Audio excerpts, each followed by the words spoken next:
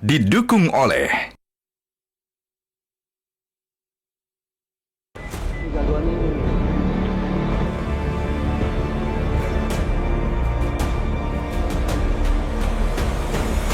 lain seperti pemberantasan preman di wilayah-wilayah tertentu, wilayah industri, kemudian kasus-kasus lain yang mengganggu debt collector dan sebagainya. Dan tentunya saya tekankan bahwa masyarakat selalu berkomunikasi dengan masyarakat sehingga kemudian bisa lebih dekat, mengerti apa yang menjadi keluhan masyarakat dan bisa melakukan respon cepat sesuai dengan tugas kita dalam hal melindungi, mengayomi, dan melayani masyarakat di bidang keamanan.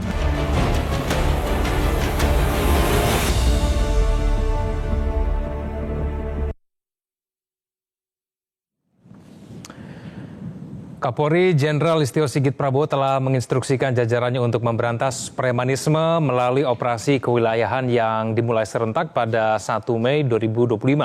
Hasilnya 3.326 kasus premanisme berhasil dituntaskan. Para pelakunya ada yang dibawa ke ranah hukum dan ada juga yang dilakukan pembinaan. Upaya Polri dalam memberantas preman menjadi bukti kehadiran negara dalam memberikan rasa aman bagi masyarakat. Kami akan membahasnya bersama dengan Wadir Tipidum Barreskrim Polri, Kombes Pol Burkan Rudi Satria, dan Guru Besar Sekolah Tinggi Kepolisian Albertus Wahyu Rudanto, dan nanti akan segera menyusul bersama kami Pengamat Sosial Devi Rahmawati. Pak Burkan, Pak Wahyu, selamat malam. Terima kasih sudah bersama kami di Prime Time News. Saya langsung kepada Pak Burkan. Pak Burkan, sepanjang bulan Mei saja sudah ada 3.326 kasus premanisme yang berhasil dituntaskan oleh Polri. Nah, apakah memang ini sudah cukup untuk memberikan shock terapi nih kepada para pelaku premanisme yang lain supaya kemudian tidak mengikuti, tidak ditemukan lagi begitu kejadian-kejadian premanisme, Pak Burkan? Bagaimana? Baik, terima kasih Mas Ikan. Mungkin sedikit saya koreksi. Ya. Jadi 3.326 ini tidak hanya di bulan Mei, tapi sebenarnya ini adalah rangkaian kegiatan panjang kita sepanjang tahun 2025 ini. Oke. Jadi sebenarnya ini satu kegiatan berkesinambungan yang kita lakukan, melakukan penegakan hukum terhadap para perilaku premanisme ini. Memang kalau kita lihat, kita sebenarnya tidak menindak definisi premannya dalam artian, karena kata-kata preman dalam hukum acara kan nggak ada dalam hukum pidana. Tapi yang kita tindak adalah perilaku-perilaku yang dimana masyarakat mungkin menyebutnya preman. Ada mulai dari penganiayaan, kemudian pemerasan, kemudian pencurian, juga kemudian bersama-sama melakukan kekerasan di muka umum, bahkan sampai kemudian terjadi penyerangan terhadap aparat. Jadi sekali lagi ini tindakan yang sudah kita lakukan berkesinambungan dari awal tahun 2025 sampai dengan saat ini, 3.000 ini. Dan saya rasa ini kalau dikatakan sebagai apakah ini sudah cukup? Ya belum, ini akan kita lakukan terus sampai nanti. Jadi istilahnya Polri akan mendukung program pemerintah dalam mengamankan investasi ini, dan salah satunya adalah kita melakukan tindakan yang terus berkesinambungan, tidak berhenti di bulan Mei ini. Operasi ini istilahnya hanya kita untuk meningkatkan sedikit tekanan kita, tapi nanti itu akan kita lakukan terus-menerus, tidak berhenti di sini. Tapi bisa sampai ketemu 3.326 kasus premanisme itu bagaimana caranya, Pak? Apa memang segitu banyaknya memang kasus premanisme itu di tengah-tengah masyarakat? Ini kan terjadi di seluruh Indonesia. Ada berapa ratus Polres kita, ada berapa Polda, semuanya bergerak bersama-sama, Polsek juga begitu, sehingga ketemulah 3.300 sekian ini. Ini kan identifikasi pelaku dan juga mungkin beberapa kelompok yang kita lakukan penindakan. Jadi ya ini karena seluruh Indonesia, maka jumlahnya jadi kelihatan besar sekali. Cuman mungkin skala tindakannya tidak semuanya heboh ya. Ada juga beberapa kasus yang akhirnya dipiringkan, ada juga yang kemudian dilakukan pembinaan. Tetapi yang kita lakukan penindakan sejauh ini selama tahun 2025 sampai dengan saat ini ya sekitar itulah angka 3.320. Dan ini akan kita lanjutkan terus-menerus. Oke, baik. Penilaian Pak Wahyu sendiri dengan tindakan Polri yang kemudian dilakukan untuk melakukan penindakan ya terhadap kasus premanisme di tengah masyarakat, bagaimana Pak Wahyu? Jadi kalau kita lihat tugas polisi, ya, Polri itu kan memberikan jaminan keamanan dan rasa aman. Nah, outputnya keamanan, outcome-nya rasa aman. preman ini kan penyakit sosial. Ya. Karena kalau kita lihat definisi awalnya kan freeman, orang bebas ya. Tetapi dalam prakteknya yang kita sebut preman ini kan orang yang melakukan tindakan-tindakan dengan kekerasan untuk kepentingan ekonomi, memeras lah, merampok dan macam-macam. Nah, itu membuat masyarakat menjadi nggak aman, nggak nyaman. Nah, Polri sebagai institusi perwakilan negara kan harus hadir di situ memang. Nah, salah satunya sekarang ini boleh dikatakan dalam tanda petik shock terapi lah. Jadi masyarakat itu merasa aman dulu. Nah, tinggal nanti kemudian ada tindakan lain, ada tindakan represif untuk penegakan hukum dan sebagainya. Tetapi yang dilakukan Polri saat ini menurut saya dari kacamata akademisi ilmu kepolisian ya, ini adalah satu cara, salah satu terapi karena selama ini kesannya kan dibiarkan saja. Ketika itu dibiarkan dan kemudian yang tadinya individu kemudian bergerombol, kemudian berkelompok, lalu terorganisir sampai ada punya bendera ormas, kesannya lalu menjadi ini mereka seperti punya bendera-bendera sendiri yang nanti kalau ini tidak diredam sejak awal akan menjadi musuh Polri. Kalau jadi musuh Polri akan jadi musuh masyarakat yang lebih berbahaya. Jadi menurut saya secara dinamis apa yang dilakukan Polri ini, langkah-langkah ini memang harus dilakukan walaupun kalau boleh dikatakan agak terlambat karena sudah sempat merebak ya. Tetapi kan lebih baik terlambat daripada tidak. Dan saya kira dengan adanya tindakan yang ini kan sangat masif sampai jumlahnya begitu banyak, saya juga ngeri juga ada jumlah seperti itu. Kesannya negara ini dalam keadaan yang sangat genting ya. Tetapi ketika dijelaskan ini jangka panjang, oke masuk akal. Tapi setidaknya ini peringatan, jangan coba main merah dengan kekerasan karena ada institusi negara yang punya kewenangan dan punya tanggung jawab dan memang mempunyai tugas pokok untuk membuat masyarakat itu aman. Jadi kalau keamanan kan bisa dengan fisik, tapi aman itu nanti kan dirasakan. Jadi orang nanti beraktivitas itu juga tenang, dia jalan-jalan kemana-mana tenang. Saya kira itu target yang harus bisa dicapai oleh Polri nanti. Pak Wahyu, yang masuk dalam kategori premanisme itu seperti apa sih? Tadi mungkin dijelaskan kalau secara spesifik kan tidak ada di KUHP. Tetapi ini kan persepsi masyarakat bahwa siapa saja yang melakukan pemerasan dalam tanda petik dengan kekerasan disebut sebagai preman. Maka pemalak, lalu orang yang memeras dan sebagainya itu oleh masyarakat ya. Masyarakat kan nggak punya definisi yang akademik, tapi di otaknya masyarakat saya bikin usaha, tahu-tahu ada yang minta sumbangan lah, yang nekan, ya macam-macam dipalak lah. Itu kategori preman. Itu yang membuat masyarakat nggak nyaman. Polisi punya tugas ke sana. Nah, mungkin sekarang ini ya sudah daripada ini tidak berkepanjangan, ditangkapi dulu saja. Saya kira itu langkah awal nggak apa-apa. Tetapi nanti tentu harus ada proses pembinaan karena sebetulnya problemnya adalah soal ekonomi. Jadi sebetulnya kalau kita mau bicara jujur, itu ada masalah di hulu. Di hulu ini bukan tugasnya polisi, tetapi ketika kemudian ini berdampak kepada negatif terhadap apa yang dirasakan oleh publik, saya kira polisi harus turun tangan. Tetapi pada saatnya nanti tentu harus ada kolaborasi dengan berbagai institusi, berbagai instansi, dan berbagai stakeholder sehingga hulu ini teratasi. Karena mereka melakukan itu, kalau kita pantau persoalannya kan soal mereka butuh makan. Hanya mereka nggak punya kemampuan, satunya cara ya kemudian memaksa orang dengan kekerasan. Nah, masyarakat menganggap itu sebagai preman. Di mana-mana mulai di jalanan. Awalnya kan dia pengamen. Kesannya dia menjual seni dengan menari lah, dengan menyanyi, tetapi dengan memaksakan orang jadi takut. Kita ini mau urusan perut ya Pak ya jadinya. Kita mau beramal memberikan, buka kaca aja kita takut. Jangan-jangan nanti diserobot handphone kita. Nah, seperti ini kan harus ada tindakan-tindakan preventif, salah satunya dengan shock terapi ini. Jadi menurut saya cara melakukan polisi ini kita harus apresiasi. Hanya tetapi kelanjutannya harus jelas dan juga harus terprogram. Baik, kita akan diskusikan tentang kelanjutannya nanti akan seperti apa kepada Pak Burkan. Kita harus jeda dulu, pemirsa jangan kemana-mana, kami akan kembali.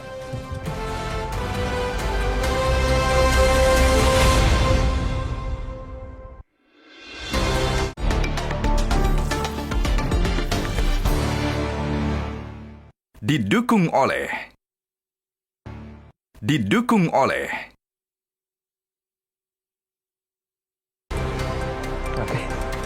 napasnya. Baik, saya kembali lagi bersama kami di Prime Time News. Sudah bergabung sama kami ada pengamat sosial Devi Rahmawati. Mbak Devi, selamat malam. Selamat malam, Mas. Baik, sebelum saya lanjut ke Mbak Devi, saya mau ke Pak Burkan dulu. Pak Burkan, jadi penindakan yang kemudian dilakukan terhadap para pelaku aksi premanisme ini seperti apa yang tadi Polri, Pak?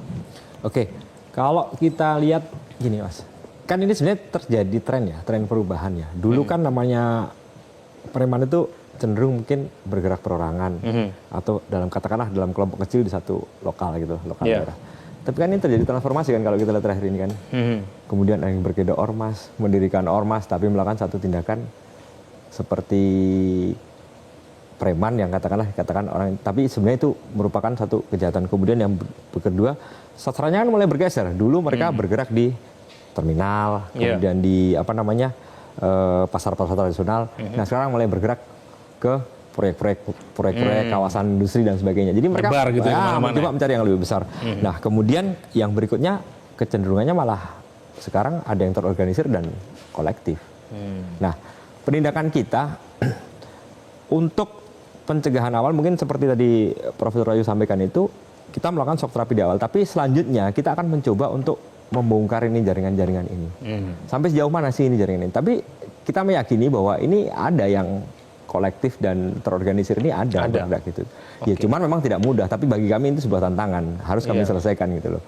Contoh misalnya kan yang paling kelihatan kemarin kita kerjakan sekarang di Banten kemarin itu, yang katakanlah sampai melibatkan seorang tokoh yang sampai sekarang sudah ditetapkan menjadi tersangka. Kemudian mungkin nanti yang di Kalimantan Tengah ini lagi kita dalami bagaimana perkembangannya, apakah kita bisa bongkar jaringannya. Tapi saya yakin jaringan ini ada dan bergerak. Beberapa waktu yang lalu juga kita sudah melihat ada beberapa yang dilakukan sampai penindakan di tingkat jaringannya. Nah, ke depan kami dari Barreskrim tugasnya adalah penegakan hukum. Bila ada tindakan-tindakan preman yang kemudian melanggar hukum yang berlaku di Indonesia, ya akan kita lakukan penindakan. Yang paling sering itu pemerasan. Itu yang paling menonjol supaya paling banyak ya. Pemerasan, pungli, kemudian pengeroyokan, kemudian yang terakhir yang di Depok itu bahkan sampai penyerangan terhadap petugas kepolisian. Ada juga yang tipikalnya merampas debitur-debitur yang dianggap tidak menjalankan kewajiban di jalanan. Yang mereka betul-betul ketika melakukan tindakan itu yang melanggar prosedur. Nah itu yang akan kita tindak lanjuti. Namun kami ke depan rencananya tidak sebatas itu. Kita menemukan memang yang terorganisir dan kolektif sehingga mau nggak mau ini harus kita. Tapi para pelaku ini Pak Burkan masih bisa dibina tidak? Masih bisa dilakukan pembinaan tidak?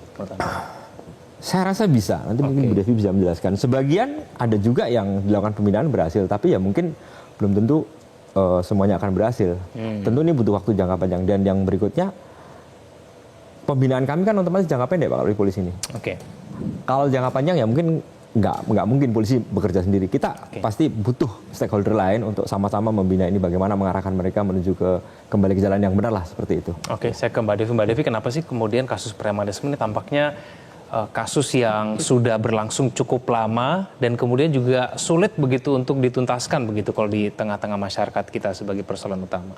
Ya, kalau kita lihat sejarahnya gitu ya, bahwa ini bukan hanya hadir ketika pasca kemerdekaan, bahkan jauh ketika di masa kerajaan pun sudah ada. Gitu ya. Di masa era kolonial yang menarik, mereka memperlihatkan dua sisi. Satu sisi memang sebagai kelompok-kelompok yang sebagian dianggap melanggar hukum, tapi ada juga yang justru menjadi bagian dari perjuangan kemerdekaan justru. Nah, ketika memasuki era pasca kemerdekaan memang ada lompatan-lompatan waktu yang menunjukkan ketika ada tekanan ekonomi, ada lonjakan angka orang yang kemudian masuk dalam kategori preman tadi.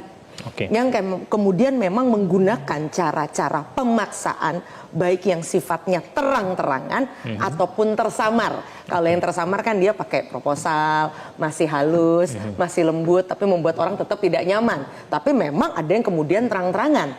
Nah ini memang kalau kita perhatikan paling tidak dalam konteks orang yang meneliti, bahkan dari Australia meneliti, ada bahkan bukunya namanya Japrem, Jatah Preman gitu ya.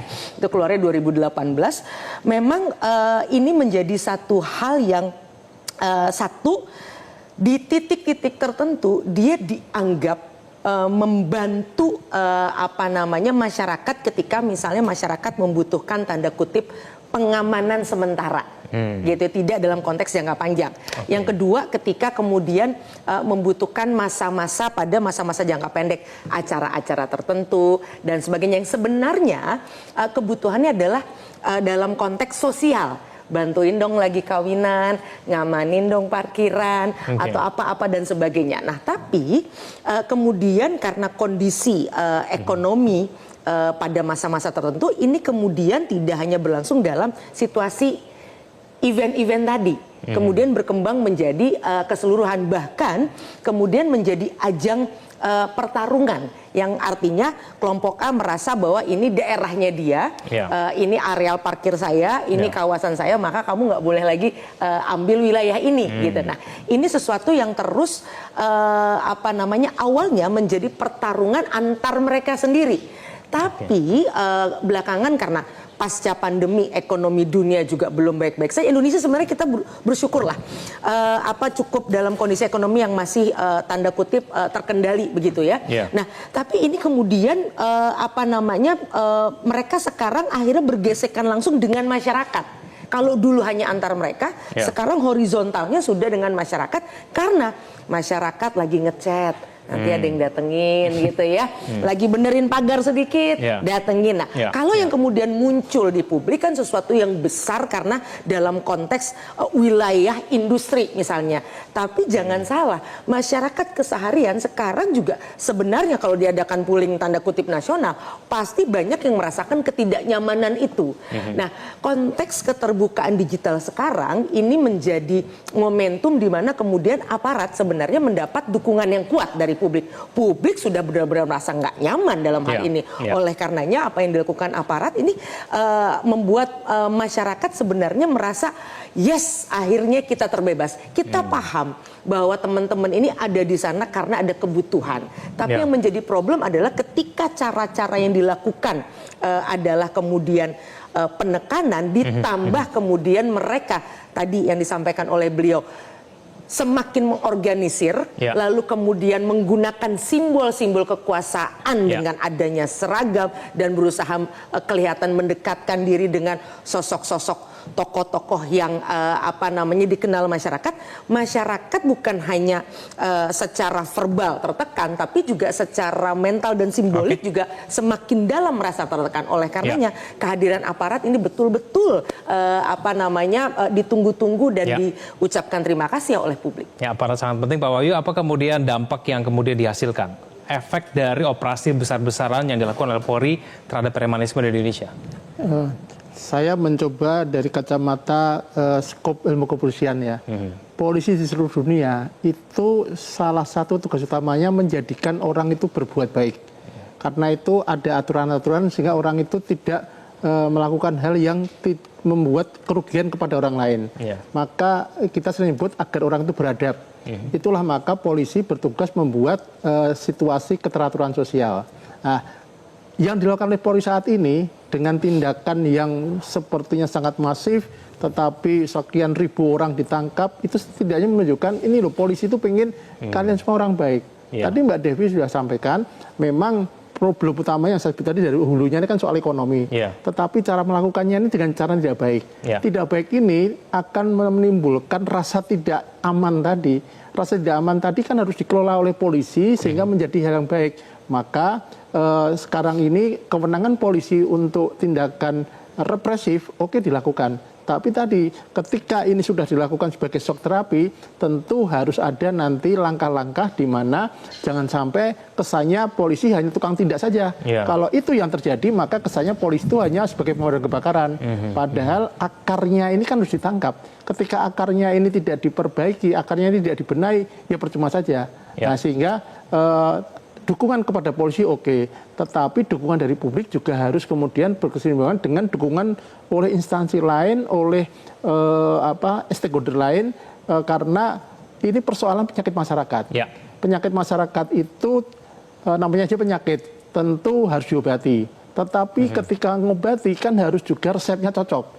Ketika resepnya itu hanya ibaratnya orang pusing, oleh dokter kan dicek dulu apa sakitnya. jangan langsung dikasih obat pusing. Padahal dia pusingnya bukan karena sakit, tapi karena nggak bisa bayar utang misalkan. Itu contoh. Artinya ya dengan polisi ini hanya tindakan ya biar reda dulu lah sakitnya. Tetapi tahap berikutnya ini yang saya kira perencanaannya harus betul matang, dan ini nggak bisa hanya polisi, tidak bisa hanya polisi. Harus ada upaya kolektif begitu ya dari semua karena stakeholder. ada bidang lain, ada tanggung jawab lain yang itu bukan domainnya polisi. Saya kira kolaborasi itu yang harus benar-benar dipikirkan untuk jangka panjang. Karena masyarakat itu inginnya nggak hanya sekarang ini, tapi nanti dalam kehidupan sehari-hari yang namanya rasa aman tadi harus bisa muncul. Baik, kita akan bahas kembali nanti di segmen berikutnya. Pemirsa jangan kemana-mana, kami akan kembali.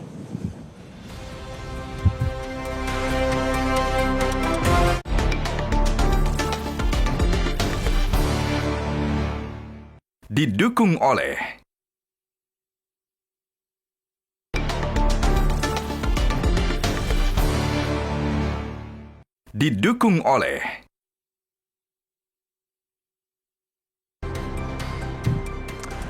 Kembali bersama kami di Prime Time News, kita sampai di segmen terakhir. Saya kembali kepada Pak Burkan. Pak Burkan berbicara mengenai premanisme, biasanya masyarakat ini takut melapor Pak kepada Polri. Mungkin ini juga yang membuat premanisme itu akhirnya terus semakin banyak begitu ya.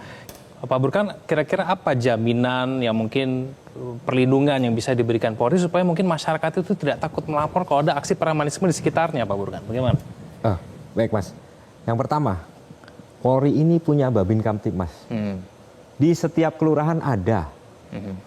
Kalau masyarakat ini memiliki rasa takut mau datang kantor polisi, silahkan hubungi Babin Kamtibmas. Nanti Babin Kamtibmas kita ya kan membuat laporan dan kita akan tidak lanjuti.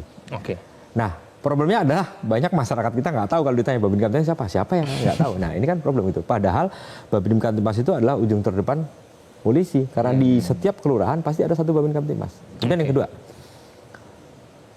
lapor ke polsek terdekat dan pastikan bahwa memiliki keterangan yang kuat, yang kesaksiannya kuat, sehingga kami bisa menindaklanjuti.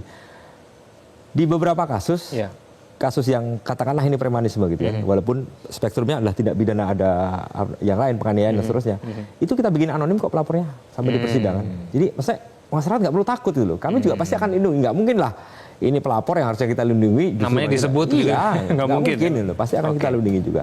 Kemudian yang berikutnya ya menurut saya kan kita punya perangkat lain, ada Pak Lurah, ada Pak Kepala Desa, ada juga perangkat pemerintah lainnya yang saya pikir bisa sama-sama untuk memunculkan keberanian, mendorong masyarakat untuk lebih berani melaporkan ini.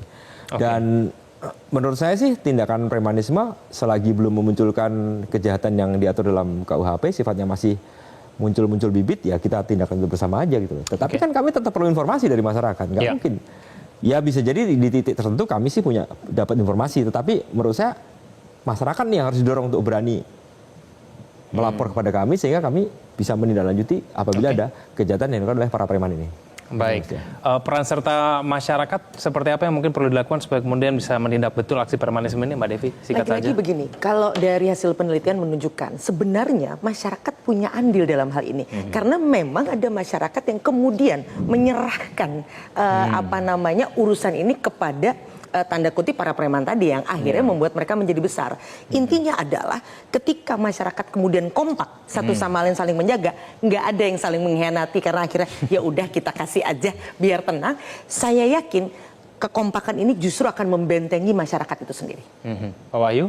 Iya, begini, dulu itu banyak orang curiga ke polisi karena melihat polisinya takut ke preman. Ya. Gimana kita mau melapor, orang polisinya sendiri takut. Tetapi tindakan masif ini oleh Kapolri, perintahnya ini kan menunjukkan kalau polisi nggak takut. Saya kira ini harus menjadi potret bahwa ini meresahkan masyarakat, polisi nggak takut, masyarakat yang resah ya jangan takut. Entah melapor, memberikan informasi dan sebagainya dengan cara yang banyak. Karena jumlah polisi terbatas, masyarakat resah hanya bisa membantu polisi salah satunya dengan melaporkan. Nah, karena ini problem ini tidak problem yang berdiri sendiri. Ini kan sebetulnya gunung es kan. Sudah lama yang didiamkan saja, sekarang esnya itu melumer. Nah, sehingga untuk bisa agar kondisinya nyaman, kondisinya aman, situasi keterlaluan sosial bagus, maka tadi kekompakan itu jadi penting.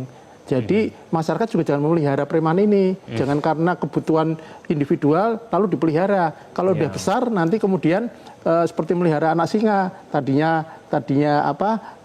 bisa kita jinakkan, lama-lama jadi ganas. Ini kan bahaya. Kemudian ketika ganas lalu kemudian kebingungan, polisi jadi pemadam kebakaran. Saya kira gejala-gejala yang sudah kita pahami itu, fenomena yang sudah kita lihat kasat mata ini harus kita sikapi dengan bijaksana dan dengan langkah-langkah yang strategis. Oke, Mbak Devi, kalau misalnya ketemu ini premanisme di sekitar kita, sebaiknya gimana? Kita lawan aja langsung atau gimana strateginya? Nah, tadi gini, masyarakat kita secara sosial itu punya karakter yang harmoni. Kita bukan tipe masyarakat yang dengan mudah kemudian menunjuk sesuatu. Nah, disinilah peran kepala-kepala pemerintahan terkecil yaitu RT RW yang bisa misalnya membangun satu kontak komunikasi yang sekarang apalagi di perkotaan yang biasanya menjadi lahan subur praktek premanisme ini untuk kemudian membuat sambungannya yang sekarang juga setahu saya kepolisian sudah punya polisi RW tadi dengan adanya Babin Kamtipmas itu akan langsung komunikasinya. Yang terpenting satu, kepala tertinggi RT RW juga turun ke bawah. Karena kalau tanpa pertemuan langsung, dengan banyaknya berita-berita beracun, toksik, rakyat kadang-kadang tidak tahu, ini benar nggak dari RT saya? Ini benar nggak dari RW? Sekali pertemuan pertama, itu dampaknya akan terus meningkatkan rasa kepercayaan diri masyarakat. Oke, baik Pak Burhan, terakhir ini rencana untuk operasi besar-besaran terhadap premanisme, apakah akan terus berlangsung Pak? Rencana seperti apa ke depan? Kita akan tetap terus berlangsung untuk penertiban masalah ini. Karena memang kemarin kita sudah melakukan rapat juga di Kementerian Polhukam bahwa ini memang sangat mengganggu investasi kalau dibiarkan. Maka komitmen kami dari kepolisian kita akan melakukan penegakan hukum secara tegas. Tetapi jangan lupa Mas bahwa kami tetap butuh masyarakat untuk memberikan informasi kepada kami. Sehingga kami tahu di sini ada masalah, di sini ada masalah gitu loh. Intinya sekecil apapun informasi dari masyarakat nanti akan kami kolek, tentu kami akan bisa membuat langkah yang tepat untuk menangani tersebut. Kemudian yang berikutnya, jangan menunggu masalah jadi besar dulu baru lapor kepada kami. Kalau bisa. Sekali lagi, kita punya Babin Kamtipmas. Kita punya polisi-polisi yang, kan kadang-kadang kita juga punya tetangga kanan kiri polisi. Ya sampaikan kepada mereka, biar mereka yang berkomunikasi sama kita, kalau memang dari masyarakat agak sungkan atau begitu. Tapi sekali lagi, kami tidak mungkin bekerja sendirian untuk mencegah. Tetapi kami tetap butuh masyarakat dan juga butuh stakeholder lain. Semakin cepat. Penegakan hukum secara tegas tetap kita akan lakukan. Sekali lagi, kalau tadi tanya apakah ini akhir, awal atau enggak, ini berkesinambungan. Akan kita teruskan sampai nanti. Yang penting peran serta masyarakat sangat dibutuhkan begitu ya. Baik, Pak Burhan terima kasih, Mbak Devi terima kasih, dan juga Pak Wahyu terima kasih sudah bergabung sama kami di Prime Time News. Dan pemirsa, diskusi kita tadi mengakhiri perjumpaan kita di Prime Time News. Saya Kevin Egan, mewakili rekan Zilvia Iskandar pamit. Undur diri, terima kasih atas perhatian Anda. Sampai jumpa. Silakan dulu.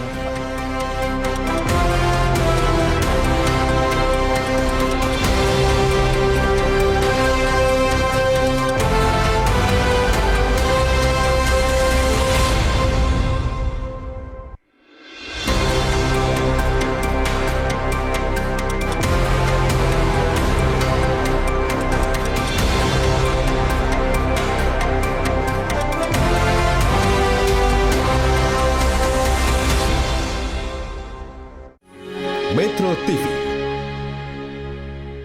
Jelajahi cara baru mendapatkan informasi. Download Metro TV Extend sekarang.